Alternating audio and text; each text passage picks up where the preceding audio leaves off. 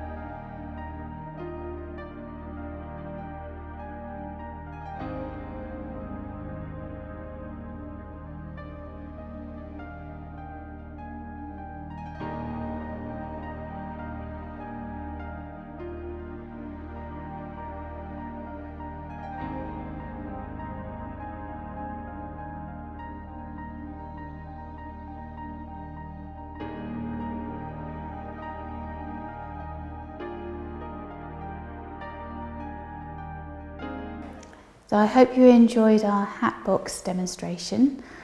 I have, as usual, some top tips for you. Top tip number 1, make sure you condition all the flowers before you use them and prepare the wet foam. Top tip number 2, make sure that the lid is not actually touching the wet foam, otherwise it will draw the water up. And then top tip number 3, you can actually remove the lid for watering. So thank you for watching. I hope this has inspired you to have a go at doing this yourselves. Don't forget to like us, share us with your friends, and don't forget also to visit our YouTube channel for lots more tips, hints and inspirational ideas this February. Alright, look forward to welcoming you back again very soon. Thanks for watching and bye for now.